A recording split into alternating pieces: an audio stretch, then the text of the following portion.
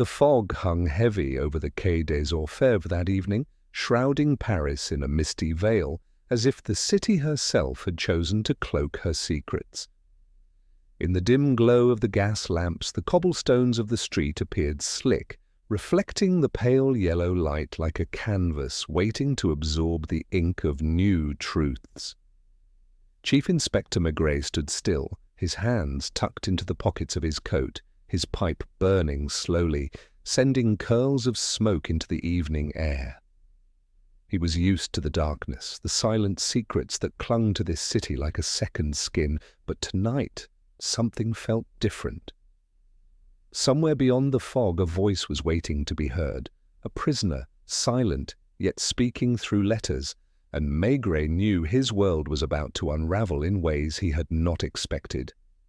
As always, he would listen first, perhaps too carefully, but tonight his instincts whispered that this silence held more than just words.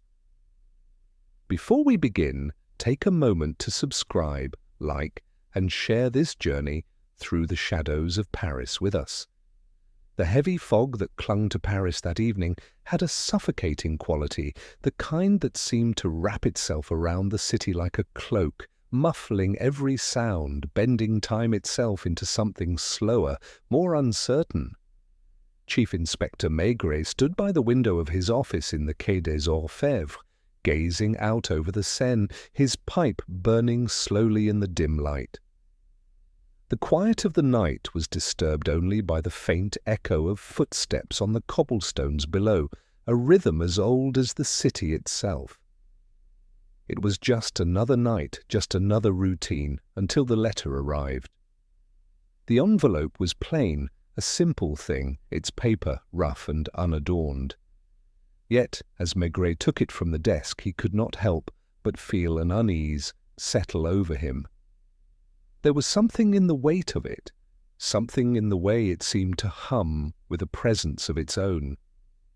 He turned it over, but there was no return address, no hint as to the sender. The name, however, was clear, Jean Dufresne, a name that carried a strange weight in its own right. Maigret opened the envelope slowly, the sound of paper tearing, a soft but deliberate intrusion into the stillness. Inside was a single sheet of paper, the handwriting neat, precise, yet laced with a tension that the detective could not immediately place. The letter read, "I am coming for you. The silence will not be enough to keep me from what I need. You cannot hide forever. There are eyes that see even in the darkest places." The words, simple and direct, held a promise that sent a shiver down Maigret's spine. A threat, perhaps, a warning, definitely. But it was the underlying fear in the letter, the sense that something far deeper was at play, that disturbed him most. Maigret sat back in his chair, the dim yellow light of the lamp flickering as if it too were unsure of the truth. He let the letter slip through his fingers, allowing it to fall gently to the desk, and for a long moment he simply stared at it. His mind, trained for puzzles and unraveling the darkest corners of human nature, felt the stirrings of something more. This was no ordinary letter, it was the beginning of something. A chain of events that he suspected would stretch further than even his experience could predict. A knock on the door interrupted his thoughts. "Come in," Maigret called, his voice low and steady, betraying none of the unease that had begun to gnaw at him. The door creaked open, and his assistant, Inspector Lucas, stepped inside, a grim expression on his face. "Something wrong, Chief?" Lucas asked, his eyes flicking to the letter still resting on the desk. Maigret nodded slowly, turning the letter so that Lucas could see it clearly. The younger inspector's eyes widened slightly as he read the brief message. "Do you think it's a threat, sir?" Lucas asked, his voice steady but tinged with the kind of curiosity that only the young could possess. Maigret sat forward, his eyes narrowing slightly as he looked out over the fog-laden streets of Paris once again. "It's not the message itself that concerns me, Lucas," he said quietly. But the timing! And the sender, Jean Dufresne. He's been in prison for years, ever since that murder. Lucas stiffened, clearly recalling the case. Jean Dufresne had been sentenced to life for the brutal killing of a prominent businessman, a crime that had stunned the city. But what troubled Maigret most was the fact that Dufresne's imprisonment had always been shrouded in mystery. There were rumors, whispers of a deeper connection, an influence that had kept Dufresne's story from being fully told. And now, after all this time, a letter had arrived. "Do you think he's trying to send us a message from inside?" Lucas asked, his voice low, almost hesitant. "I think it's more likely that someone is sending us a message in his name," Maigret replied, the flickering lamplight casting shadows on his face. "But why now? Why after all these years? There's something more here, something waiting to be uncovered." Maigret stood up, his coat brushing the back of the chair as he moved towards the door. "Get a team together, Lucas. We're going to Saint-Michel prison." The fog outside had grown thicker, the world now barely visible beyond the thick mist. Maigret could feel the weight of the night pressing down on him, and he knew with an unsettling certainty that this was just the beginning of a much larger puzzle. The letter had not only marked the start of a new case, it had announced the return of a mystery, long thought buried, and Maigret was determined to uncover what lay beneath the surface, no matter the cost. The gates of Saint-Michel prison closed behind Maigret with a hollow metallic clang that reverberated down the corridor like the sound of finality itself. He had always hated the echo of that sound. It was the reminder of a place where silence was both weapon and punishment. The air was thick with the scent of damp, stone and disinfectant, the kind of smell that seeped into one's clothes and lingered long after leaving. The gas lamps along the corridor hissed faintly, throwing long shadows against the walls as Maigret followed the warden deeper into the belly of the prison. The man leading him was thin and stiff, his uniform pressed to perfection. His voice was dry when he finally spoke. "You're here for Dufresne, I presume, Chief Inspector?" Maigret nodded, his pipe clenched between his teeth. "Yes, I received a letter last night, signed in his name." The warden stopped, turning with a flicker of interest. "That's odd. He doesn't write, not since the day he arrived." That gave Maigret pause. He had expected resistance, confusion, even denial, but not that. "He's been here how long?" 7 years, 2 months, the warden replied. "Barely says a word, won't talk to other inmates, won't see a priest. He eats, sleeps, and stares at the wall. We thought he was mute, but the doctor says there's nothing wrong with him physically." The detective followed silently as they descended another flight of narrow stairs. The deeper they went, the colder the air became. Somewhere in the distance, a metal door creaked open and shut, the sound swallowed by the endless stone corridors.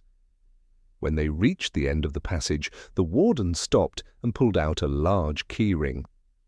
The sound of metal grinding against metal echoed through the hallway as the door to Dufresne's cell opened. The cell was small, barely more than a narrow cot, a bucket, and a slit of a window high above the prisoner's head. The pale light of the winter morning filtered through the bars, painting thin white lines across the wall. Jean Dufresne sat on the edge of his cot, motionless, his hands folded neatly on his knees. His hair had grown long, streaked with grey, his face gaunt, but not weak. His eyes were sharp, dark, watchful. He looked up slowly as Maigret entered, and for a moment neither man spoke. Maigret removed his hat and stood just inside the doorway, studying the man before him. He had seen many faces like Dufresne's, haunted, resigned, quietly defiant, but there was something else here, something Maigret couldn't immediately name. "Dufresne," he said finally, his voice low but steady. "Do you know who I am?" The prisoner's eyes flickered briefly toward him, then back to the wall. He did not speak. "I received a letter yesterday," Maigret continued, holding the envelope in his gloved hand. "It bore your name. It said someone was coming for me and that silence would not be enough to protect them." He stepped closer, letting the faint smell of his pipe's smoke fill the cell. "Did you send it?" "Nothing." The warden cleared his throat behind him, but Maigret silenced him with a raised hand. "You understand why I'm here?" he said quietly. "If this letter was sent in your name, then someone is trying to draw attention to you or use you for their own purpose. I need to know which it is." Dufresne's lips parted slightly, as if he were about to speak, but then he closed them again. A faint tremor passed over his face, barely noticeable, but Maigret caught it, the kind of flicker that betrays emotion before the mind has time to hide it. "You remember the case, don't you?" Maigret said. "The Rue des Fossés Saint-Bernard affair. The murdered banker. You never confessed, never explained. You've sat here 7 years with your silence." Still, Dufresne remained motionless. Only his eyes moved, shifting toward the light that filtered through the window. Maigret followed his gaze, then stepped closer until he stood barely 2 feet away. "Tell me something, Dufresne," he murmured, his voice taking on that quiet, coaxing tone he reserved for moments like these. "Are you protecting someone? Is that what this has all been about?" A long pause followed, and then for the first time Dufresne turned his eyes directly toward him. There was a spark there, a faint glimmer of intelligence, perhaps even defiance. His lips moved, the faintest motion, but no sound came out. It was as if the words had been lost somewhere between his mind and the air itself. Then, without warning, Dufresne reached out, pointing toward the small wooden table in the corner of the cell. On it lay a scrap of paper, folded twice, and a short pencil worn almost to the nub. Maigret moved toward it, opening the paper carefully. A single sentence was written in the same precise hand as the letter he had received. "They will never let me speak, but you must listen to what they have hidden." The detective's heartbeat quickened. The handwriting matched perfectly. He turned to the warden. "When was this written?" The man frowned. "It wasn't there this morning. The guards check every few hours. He must have written it recently." Maigret studied Dufresne again, but the prisoner had already returned to his silent pose, his eyes fixed once more on the blank wall. Something cold crept up the inspector's spine. The letter at the office, now this note, 2 messages, both impossible to explain. Either Dufresne had somehow found a way to communicate beyond these walls, or someone else was determined to make it seem so. As Maigret stepped out into the corridor, the iron door closing behind him, the sound of the lock clicking echoed like a final word. The fog was waiting outside, curling against the prison gates, as though the city itself knew what was stirring beneath its surface. He lit his pipe, drawing deeply, the flame illuminating the sharp lines of his face for a fleeting second. There was a story here, one told not in speech, but in silence. And Maigret, ever the listener of unspoken things, was now caught in its whispering grasp. The prisoner had not spoken. Yet somehow he had managed to say everything. The mist rolled in thick from the river that night, blurring the edges of Paris until even the gaslights seemed to float, uncertain of their place in the darkness. Maigret walked along the embankment of the Seine, his coat collar turned up against the damp chill, the glow of his pipe ember marking his slow, methodical pace. The world was hushed except for the soft slosh of water against the stone and the distant hum of a barge engine somewhere upriver. He wasn't here for the view, he was following a scent, an old one, familiar to him, the scent of secrets that refused to stay buried. A lead from the prison had brought him here. One of the guards, a man named Renaud, had mentioned something curious before Maigret left Saint-Michel that afternoon. A letter had been delivered to Dufresne several months earlier, unsigned, and confiscated before it reached him. It had been forwarded, Renaud said, to a small café near the Pont de Sully for reasons that no one could explain. The café, Le Coq de Minuit, was an unremarkable place, except that Dufresne's former associate, a man named Armand Delval, was known to frequent it. Maigret entered quietly, shaking the damp from his coat. The air inside was heavy with the smell of roasted coffee, tobacco, and the faint sweetness of absinthe. The walls were yellowed with age, the mirror behind the counter clouded with the reflection of years. A single oil lamp burned on the counter, throwing a golden circle over the bartender's slow, deliberate movements. In the corner sat Delval, his hat low, his eyes flickering up, just long enough to recognize the inspector. "Bonsoir, Armand," Maigret said, his tone deceptively casual as he approached the table. Delval's mouth twitched into something resembling a smile. "Inspector, I didn't expect the pleasure." "You never do," Maigret replied, taking the chair opposite him. "I suppose this isn't about chance." Delval shrugged, glancing toward the window, where the fog pressed close against the glass. "Paris is full of coincidences, Inspector. Men like you see patterns in every shadow." Maigret leaned back, studying him. The man was in his late 40s, his face pale and slightly drawn, as though the years had been scraped thin across his bones. There was a nervous tremor in his left hand, barely noticeable, but not lost on the detective. "Jean Dufresne?" Maigret said quietly. "You remember him?" Delval's fingers froze around his glass. "I remember a lot of men, but not many who went to prison for murder," Maigret countered, his voice soft but edged with steel. "He's been silent for 7 years, and yet, somehow, his words have found their way to me. A letter in his name, a warning, and now I hear that a letter meant for him was redirected here, to your café."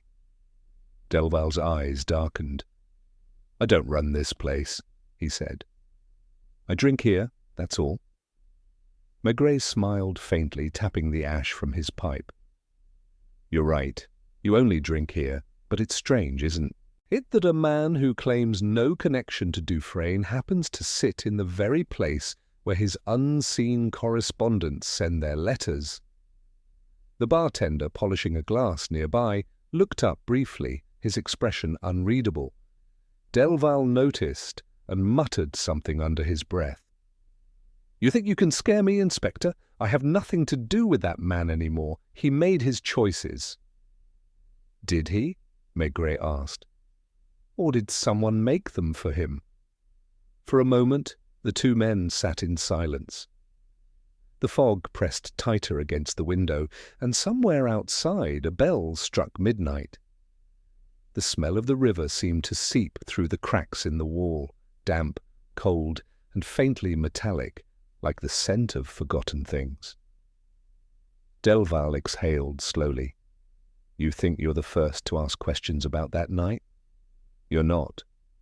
Others came. They always come when the river's high. That's when they start remembering." Maigret's eyes narrowed. "Remembering what?"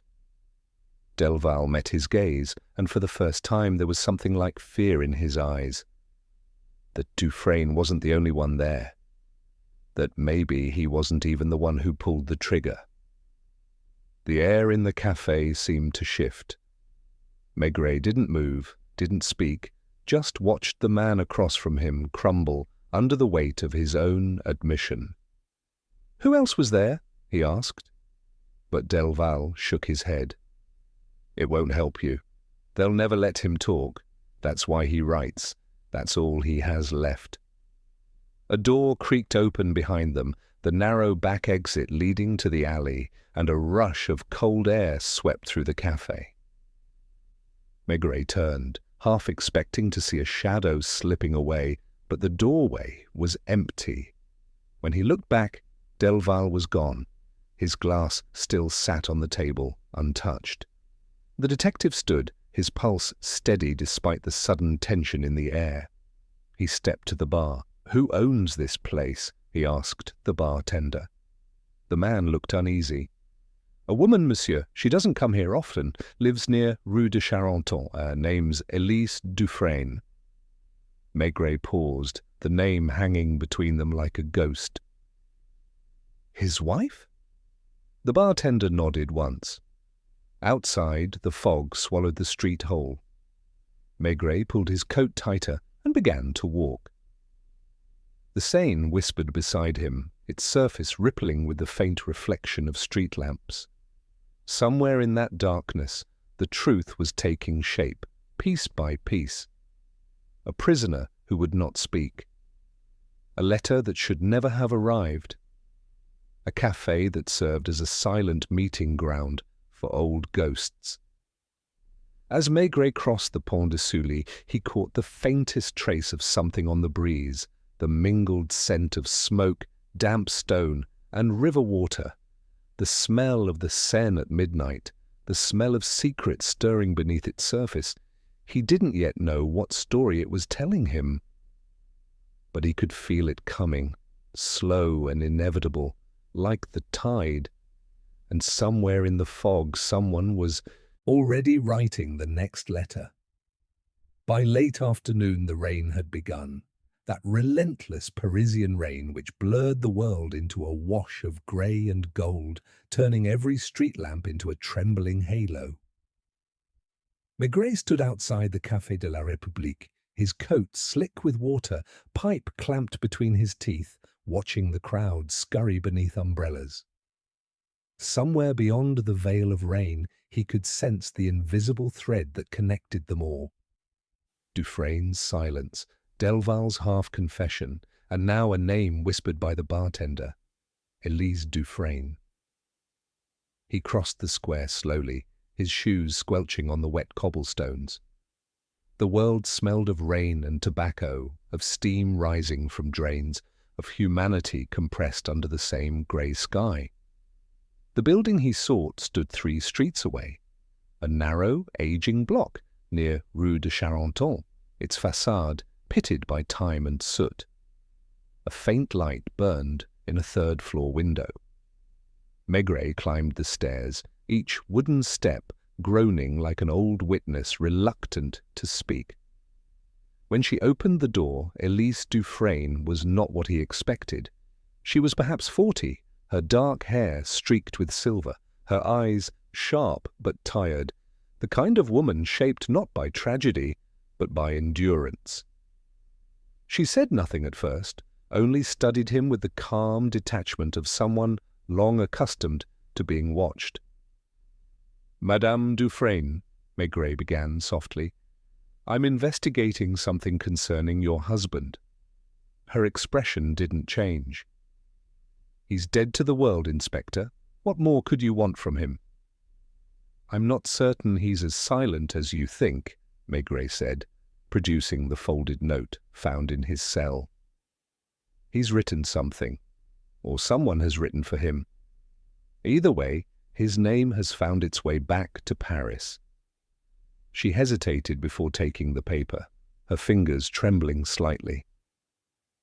"I burned every letter after the trial," she murmured. "They said it was better to forget, but you can't forget a silence like his."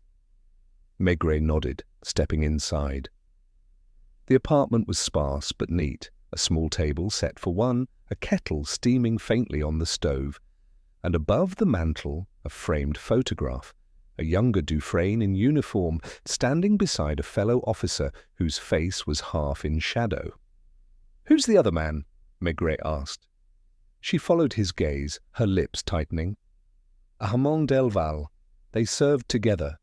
Jean trusted him more than anyone." "Until the night of the murder," Maigret said quietly. Something flickered in her eyes. Pain, perhaps, or guilt. "Do you think my husband was innocent?" "I think he believed silence was safer than truth," Maigret replied. "And I think someone else benefited from that silence." Outside, thunder rolled softly over the city. The rain had become heavier, drumming against the window panes like the impatient tapping of fate. Elise moved toward the window, her reflection merging with the light beyond.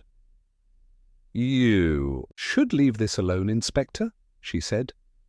"Some truths have already chosen their graves."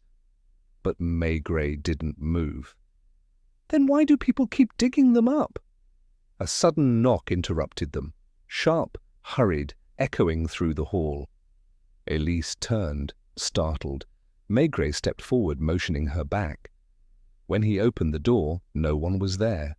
Only the corridor, dim and silent, except for the steady drip of rain from the ceiling.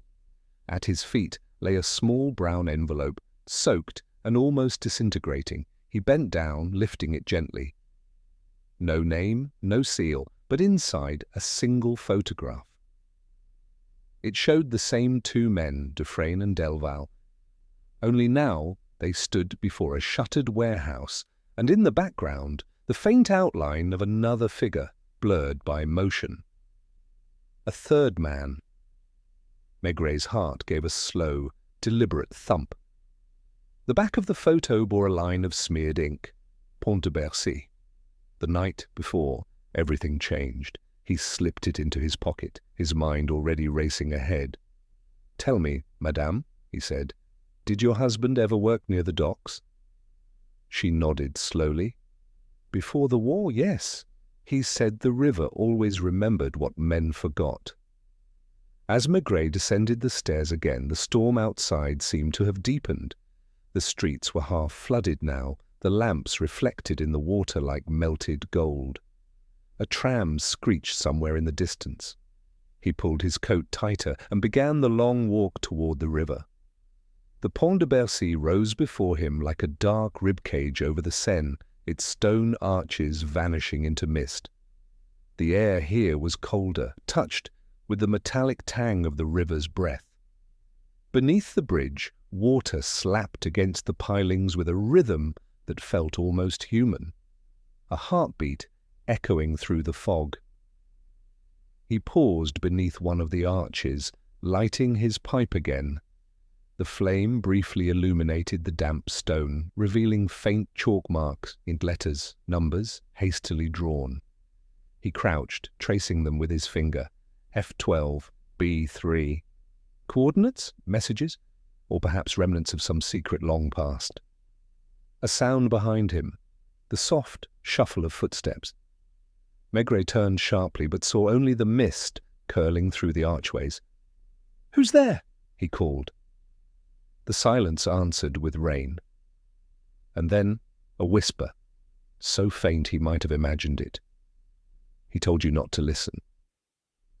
By the time he reached the embankment again, his pipe had gone out. The streetlights burned low, each halo shrinking in the rain. He glanced back once toward the bridge, but the figure he thought he'd seen had vanished into the storm. Maigret walked on, his thoughts circling like the smoke that once curled from his pipe. Dufresne, Delval, Elise, each bound by the same invisible thread, a thread that seemed to tighten with every step he took.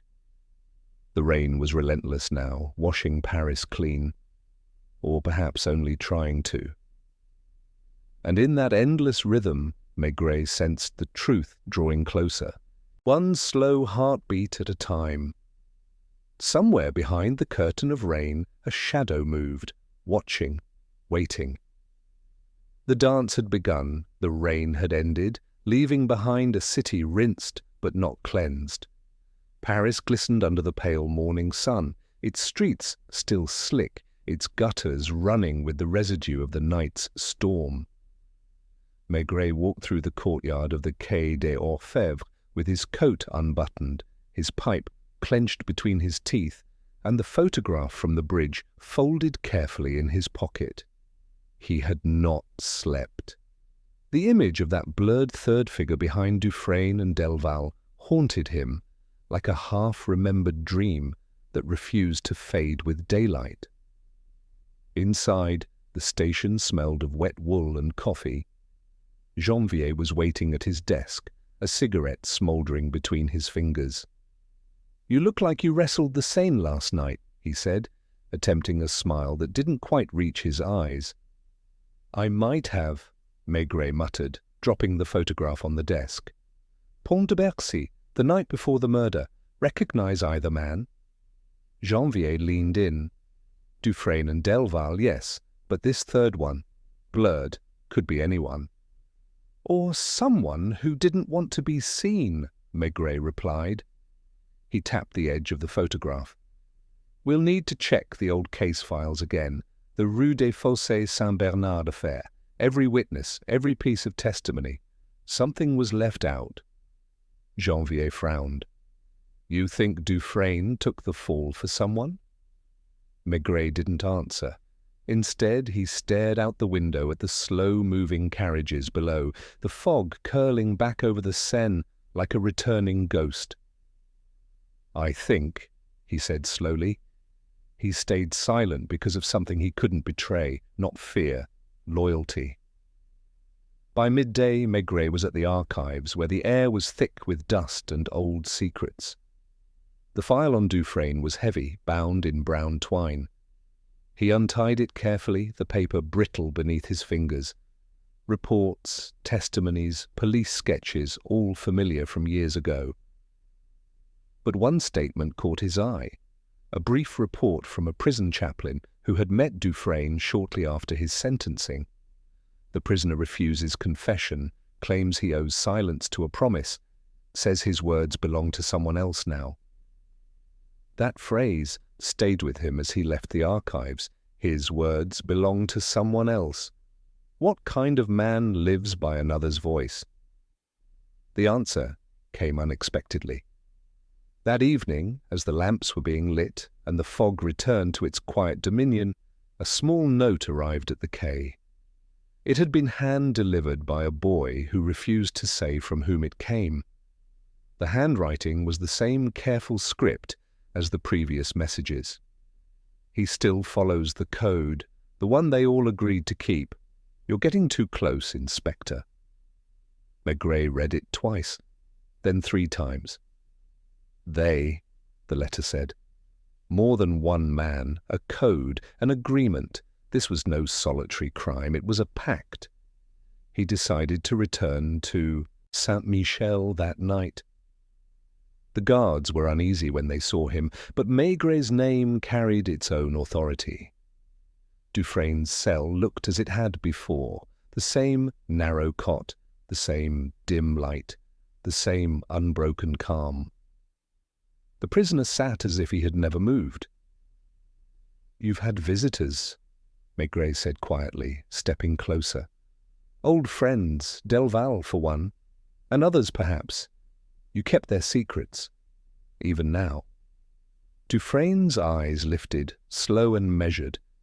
For a moment, Maigret thought he saw something flicker there, a shadow of recognition, of resignation.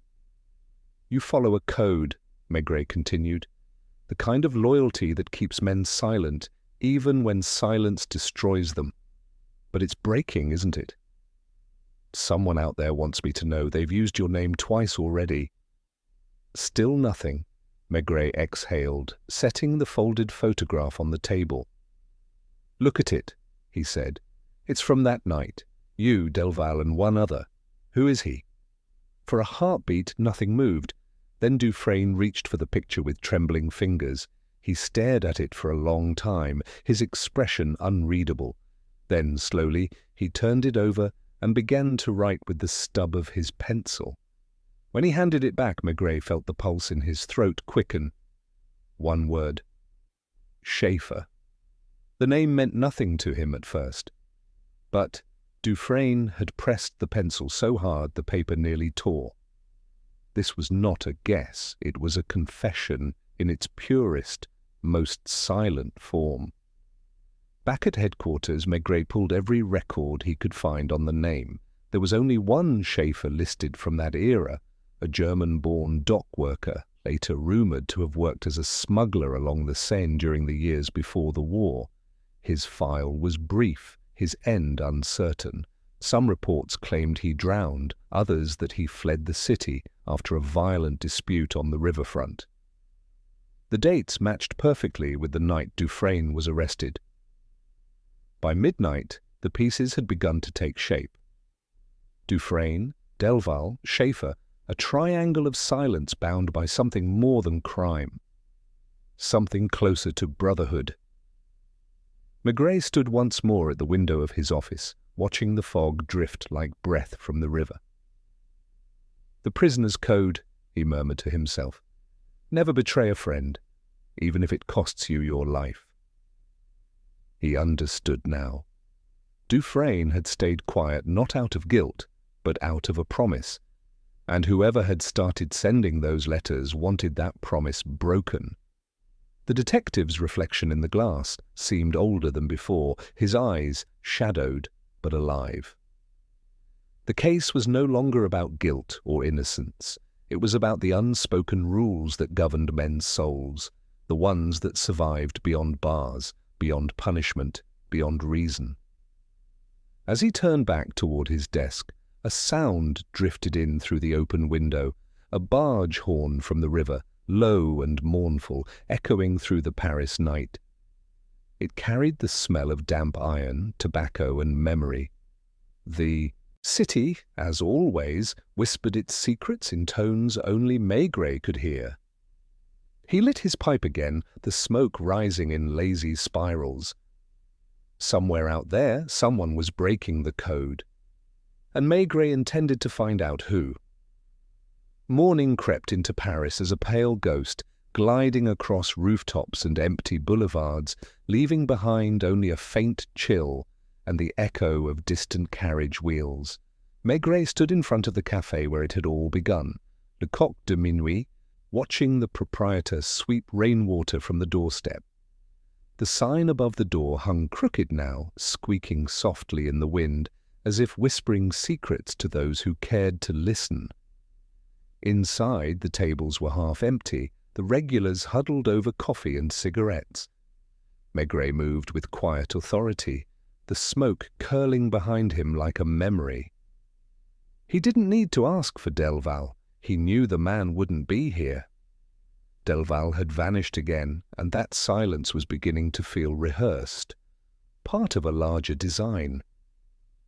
He sat down anyway, ordered a coffee, and unfolded the photograph once more.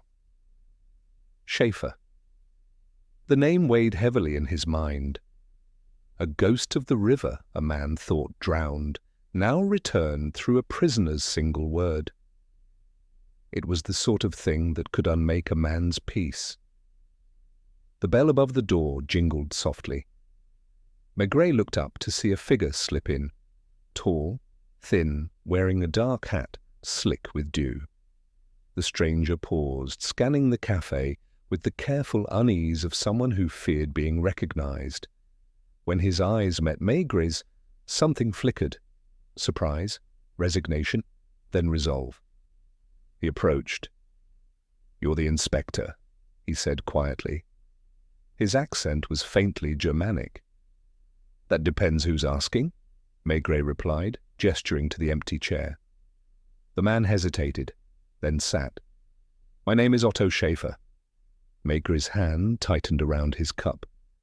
"You've been dead 7 years." A ghost of a smile crossed the man's lips. So they said. Sometimes it's easier to die than to explain why you lived. The café seemed to still around them. Outside, the morning traffic hummed, indifferent. Inside, the two men regarded each other across the worn wooden table, one a detective accustomed to silence, the other a fugitive who had made it his home. Schaefer leaned forward. "You're looking into Dufresne. I warned him once that his loyalty would destroy him. He didn't listen." "Loyalty to what?" Maigret asked. "Not what," Schaefer said softly. "Who?" "There was a man. Not Delval, someone higher. A banker, a politician perhaps. He used us all. The smuggling, the shipments along the Seine, they were only a cover. When it fell apart, Dufresne took the blame. The others disappeared. Maigret studied him. And you vanished conveniently into the river. I had to, Schaefer murmured. If I'd spoken, they'd have found my wife. My son. Silence was safer. It was always silence. Every man in this case seemed bound to it as if it were the only law they recognized. The prisoner's code. The inspector felt its weight again, the invisible hand that tied men's fates together. You came back for a reason? Maigret said. Schaefer nodded slowly. Because someone's breaking the code now. The letters, they're not from Dufresne. They're from him, the one who started it all. He's cleaning up what's left. Maigret's pulse steadied, his mind already reaching ahead. A name? Schaefer hesitated. Not here. Too many ears. He reached into his coat, slid a folded scrap of paper across the table. Maigret opened it discreetly. A street address, Rue Saint-Dominique. Beneath it, a single initial, L. Maigret looked up, but Schaefer was already standing. You didn't find me, Inspector, he said. And if you value your peace, forget what you've heard. Before Maigret could reply, the man slipped out into the fog, his figure swallowed by the river mist that crept along the street. Later that afternoon, Maigret walked the length of Rue Saint-Dominique. The neighborhood was respectable. Quiet facades, polished brass doorbells, the faint perfume of bakeries drifting from the corner. The address led him to a tall townhouse with green shutters and a polished doorplate engraved simply L. Leclerc and Filz, Shipping and Imports. Inside, the air smelled of wax and paper. Clerks moved silently between desks, their pens scratching like insects. At the far end, a glass-walled office overlooked the Seine.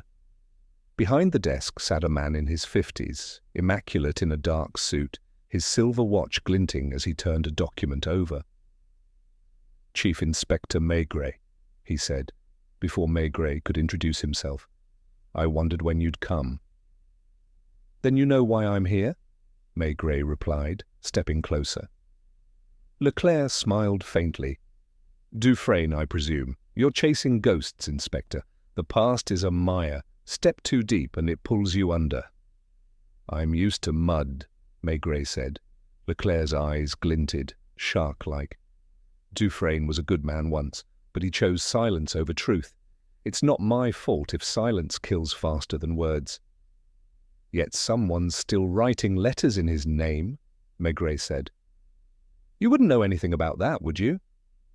Leclerc leaned back, the faintest trace of mockery in his tone.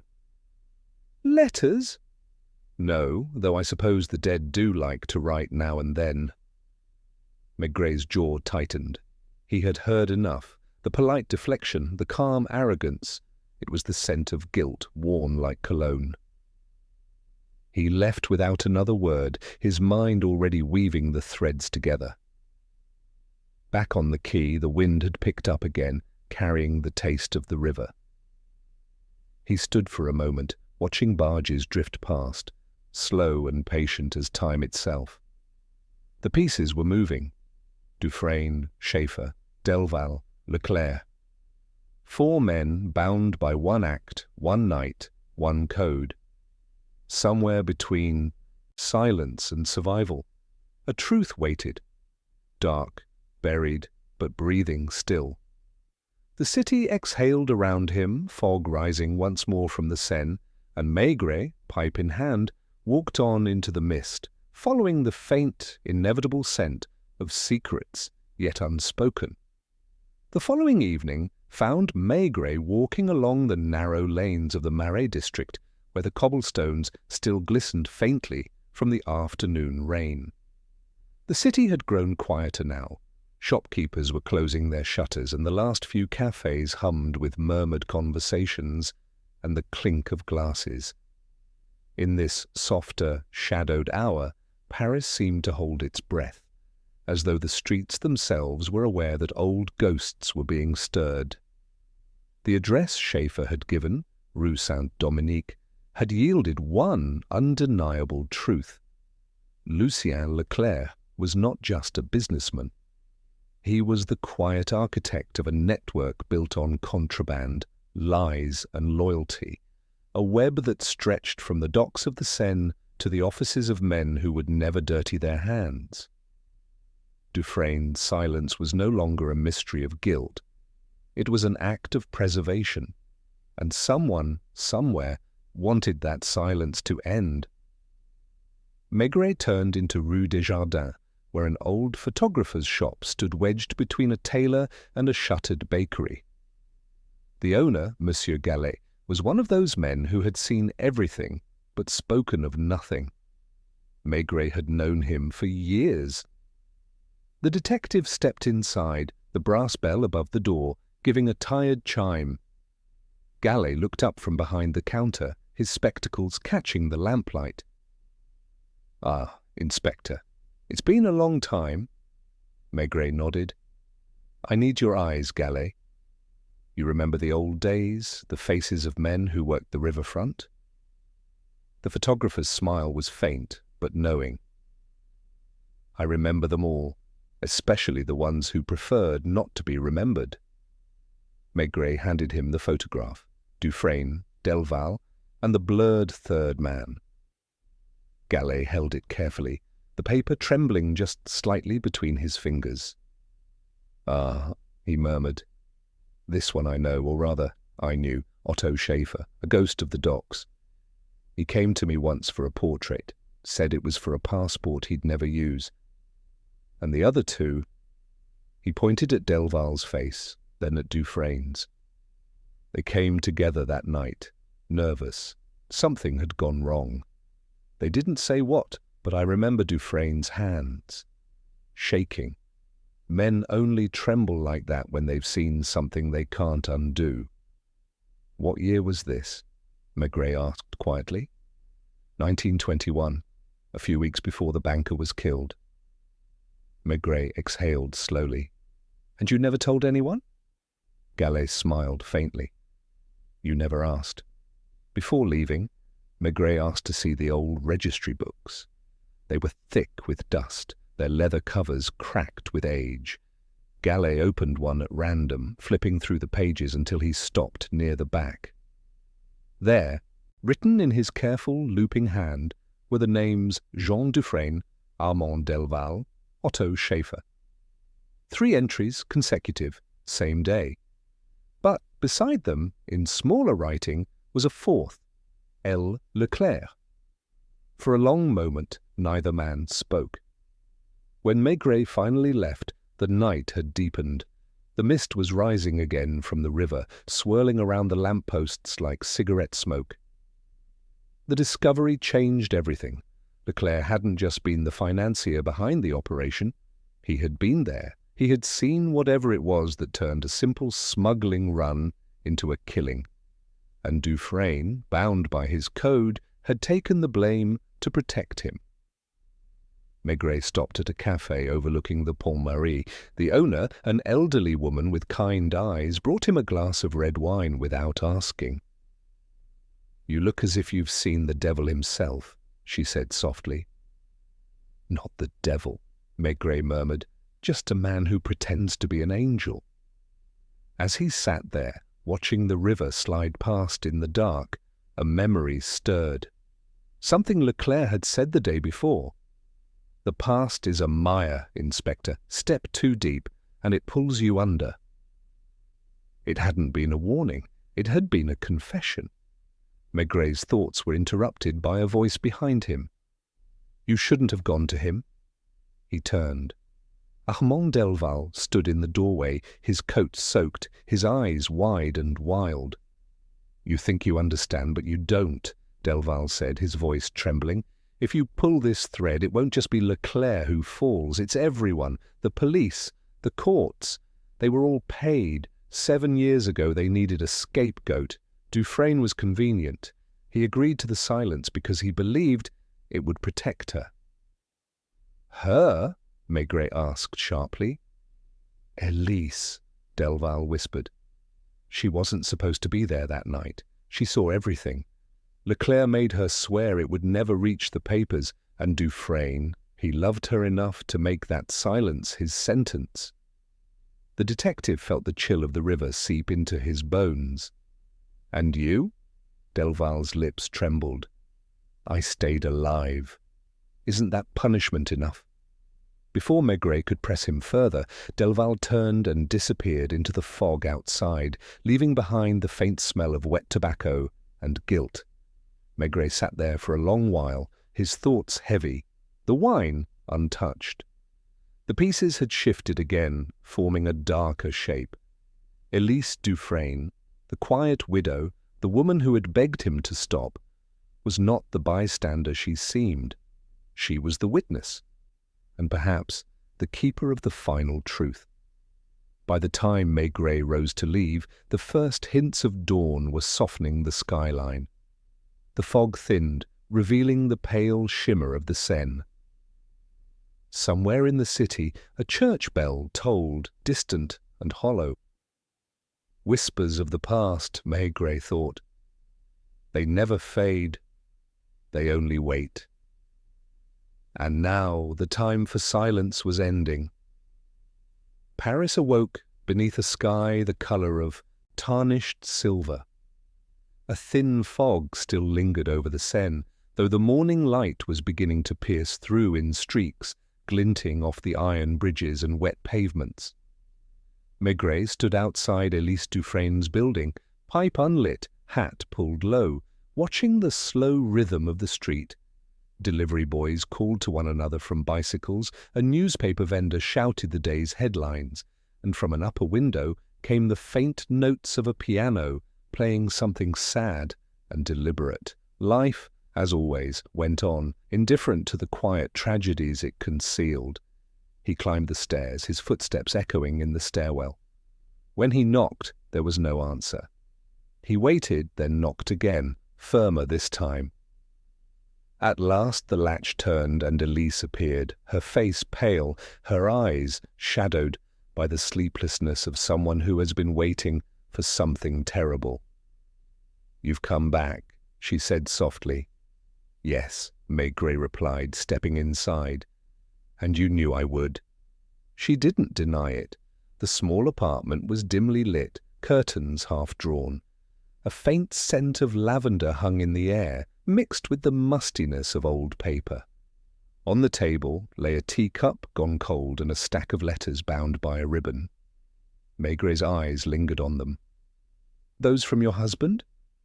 She hesitated, then nodded. "I never burned them. I told you I did, but I couldn't. They were all I had left." Maigret moved closer. "He wrote from prison?" "No," she said. "Before. The week before he was arrested." Her voice trembled, and Maigret realized she wasn't merely tired. She was frightened. "Elise," he said quietly, "Delval told me you were there that night, at the warehouse. Is that true?" Her lips parted as if to deny it, but the strength left her before she could form the words. She sat instead, her hands gripping the edge of the table. "Yes," she whispered. "I was there. I shouldn't have been. Jean didn't want me involved, but he said he was afraid something was going to happen, that Leclerc was planning something he couldn't stop. He asked me to wait near the river, said he'd come for me after." She swallowed hard, her eyes distant, replaying the scene in the dark theatre of memory. "I saw them arguing, Jean, Delval, Schaeffer and Leclerc. There was shouting, then a gunshot. Schaeffer fell. Jean tried to help him, but Leclerc, he took the pistol from his hand and fired again. Then he turned to me. He said if I spoke, they'd hang Jean, so I stayed silent." The words hung between them, heavy and irreversible.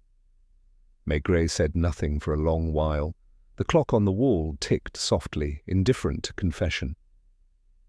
"He confessed to protect you," Maigret said finally.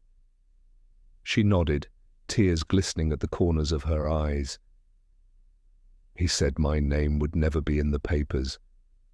That was his promise. But someone's trying to change that, aren't they?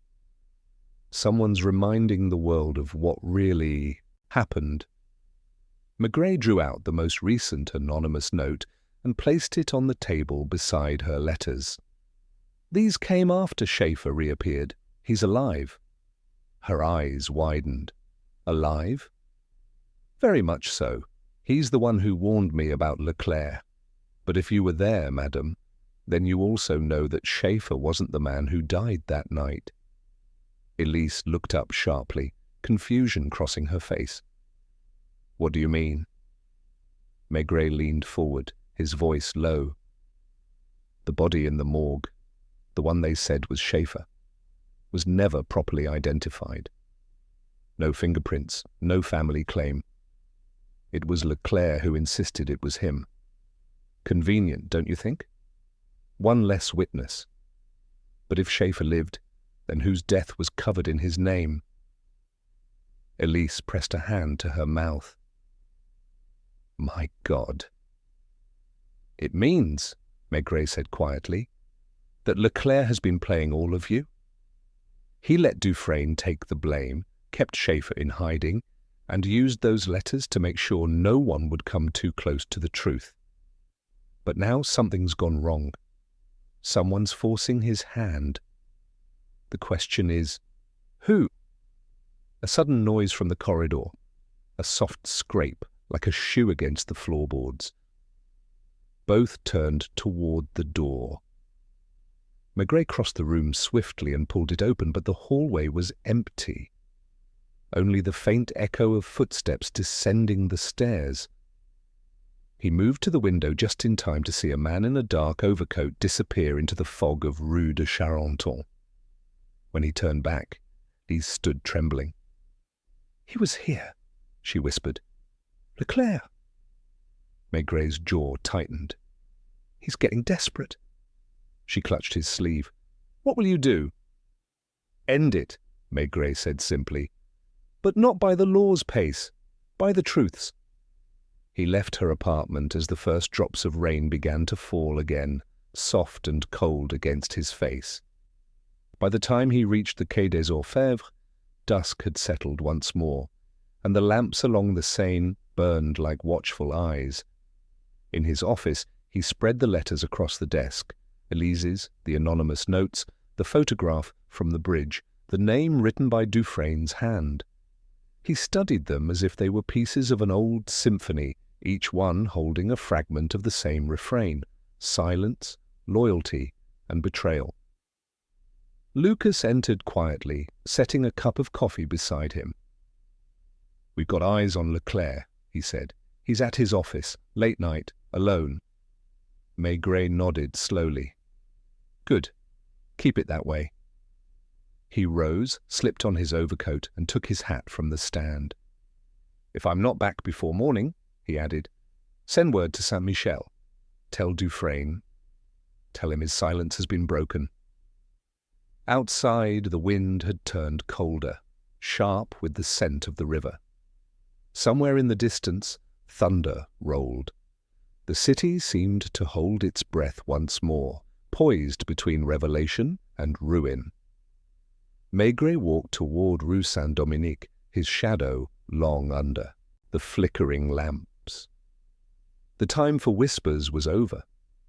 It was time for the truth to speak. The night was colder than before, the wind sharp off the river, carrying with it the smell of rain-soaked stone and the faint musk of the Seine. Maigret walked alone along the embankment toward Rue Saint-Dominique, his pace steady but unhurried. Paris was a city that never truly slept. It only whispered in its darker hours, shifting restlessly beneath the weight of its own memories. Tonight, those whispers felt closer, as though the very air was waiting to see what would unfold. The office of L. Leclerc and Filz loomed ahead, its windows dim except for one light burning in the upper floor. Maigret paused across the street, the glow of his pipe hidden in his palm. He knew that kind of light, the cautious lamp of a man who pretends to work but watches for footsteps.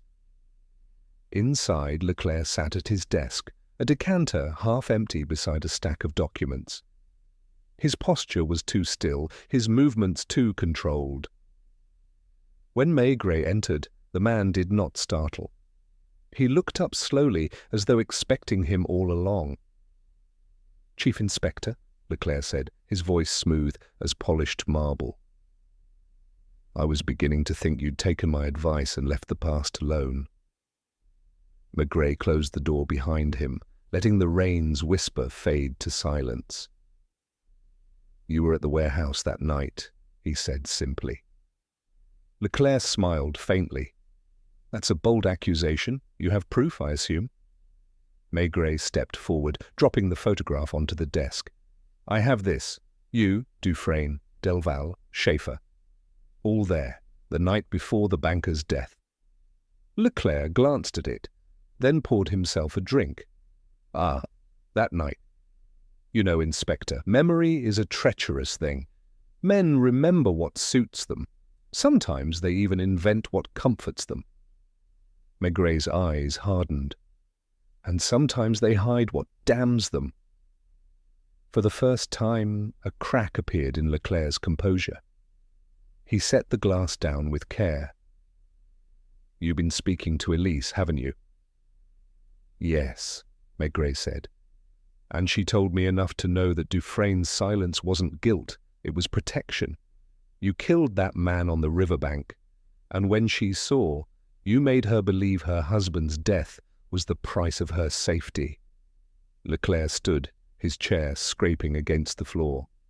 The lamplight caught the edge of his jaw, casting sharp shadows across his face. "You think I shot him?" "No, Maigret, I cleaned up his mess." Dufresne pulled the trigger. He panicked. He begged me to help him.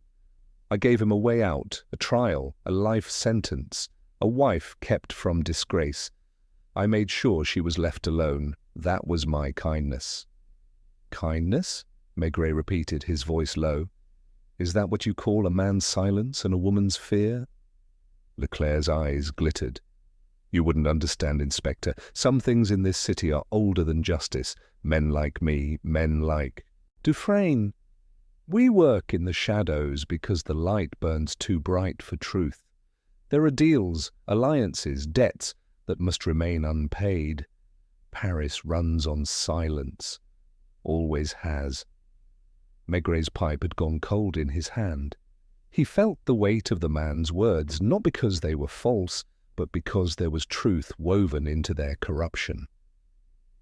He had spent years listening to that kind of truth, the kind that leaves a stain even on those who merely hear it. "Dufresne will not die a silent man," Maigret said finally. Leclerc's smile returned, faint, knowing. "He already has. You think anyone will believe your story? A confession whispered by a ghost, a widow's tears, a photograph half in shadow. You have nothing that the courts can hold."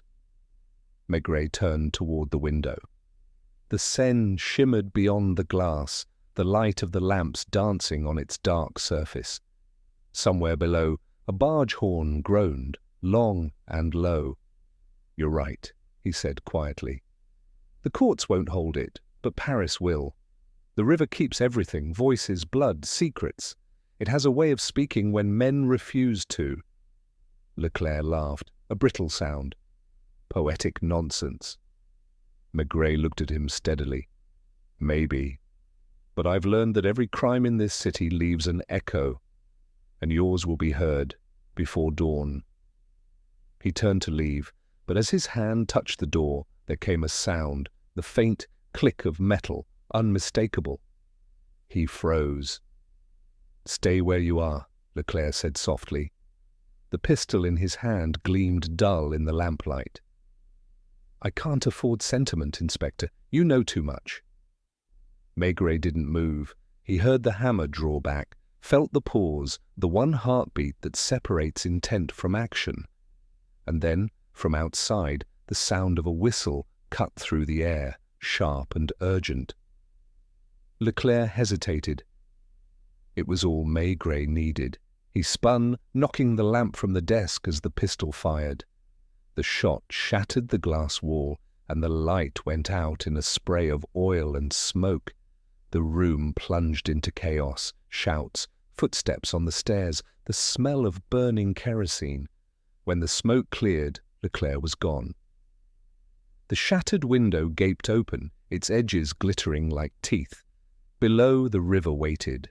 Lucas and 2 uniformed officers burst in, their lanterns slicing through the haze. "He jumped," Maigret said quietly, stepping to the window. The rain had begun again, soft but steady, and in its rhythm he could almost hear it, the echo of the Seine, claiming another secret for its depths.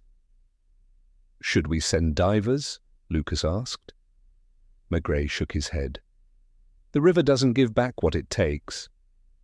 He stood there a long time, watching the ripples spread outward, until the last of them dissolved into darkness. Then slowly he relit his pipe. The flame flickered in the wind, fragile but unbroken. Somewhere far downstream the barges moaned again, their horns blending with the sighing rain. The case, he knew, was finished. But justice, true justice, was a thing the river alone understood.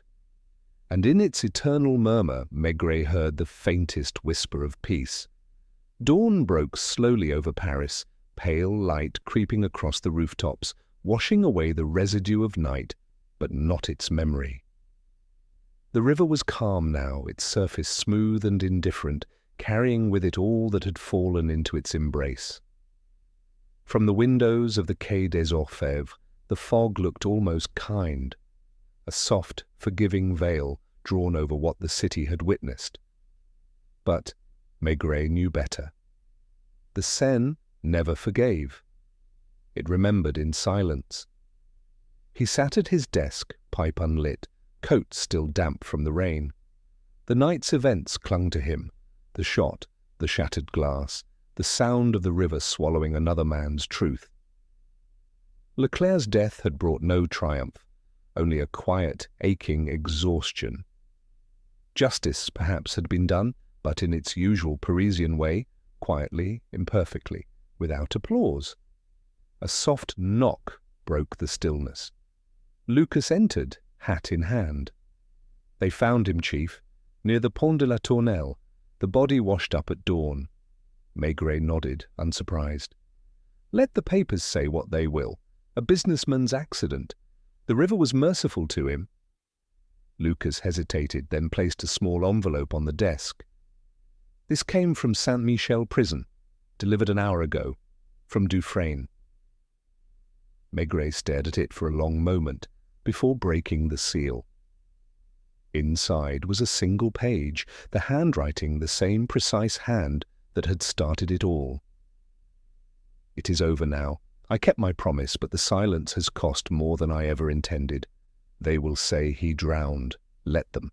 The river can keep its secrets. Tell Elise she is free." No signature. None was needed. For a long while, Maigret sat without moving, the words echoing in his mind. Outside, Paris stirred to life. Carriages clattering, vendors calling, a city forever beginning again. He rose, took his coat, and left without a word. Saint-Michel stood grey and wet under the morning drizzle. The guards greeted him solemnly. "He's been awake all night," one said quietly. "Didn't speak, just waited." They led Maigret down the corridor. The air was heavy with the smell of stone and iron. When the door opened, Dufresne was sitting exactly as before, on the edge of his cot, hands folded, eyes distant. But there was something different in his face now, a stillness that wasn't resignation, but release. Maigret stepped inside, closing the door behind him. "It's finished," he said softly. "Leclerc's dead. The river took him." Dufresne's eyes flickered once, then drifted back to the window. "Then it's clean again," he said, barely above a whisper. Maigret studied him for a long moment.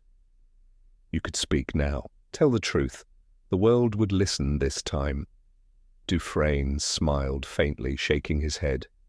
The world doesn't need truth, Inspector, only peace. And peace is not made of words.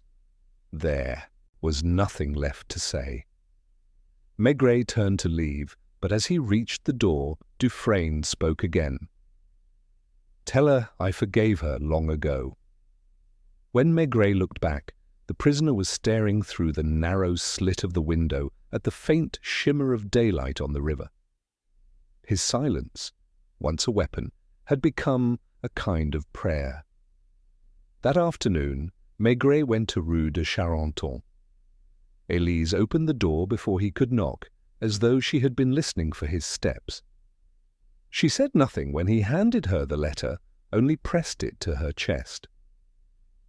He wanted you to know it's over, Maigret said gently. Her eyes filled with tears, but she didn't weep. Does it ever end, Inspector? She asked. Maigret looked past her, to the grey light spilling through the window. No, he said finally, it only grows quiet. He left her standing there in the doorway, the letter trembling in her hands. By evening, the fog had returned to the city. Maigret walked the riverfront once more, his steps slow, deliberate. Barges moved silently through the mist, their lights gliding like small ghosts over the dark water. He stopped at the Pont de Bercy, the same spot where it had all begun, and leaned on the railing, the smoke from his pipe curling upward to vanish into the damp air. Somewhere beneath that surface, the river carried the remnants of their story, letters, blood, and unspoken truths.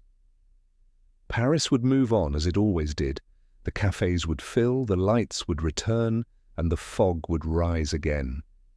He thought of Dufresne in his cell, of Élise in her quiet room, of Leclerc sinking beneath the black mirror of the Seine, three souls bound by silence, freed only by its breaking.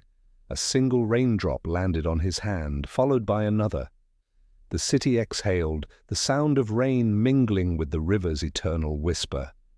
Maigret drew in one last breath of the cold, damp air and turned back toward the Quai des Orfèvres. Behind him, the Seine kept flowing, patient, endless and mute. The silent prisoner had finally spoken, not in words, but in the river's confession. End of Maigret and the silent prisoner who spoke through letters. A Georges Simenon story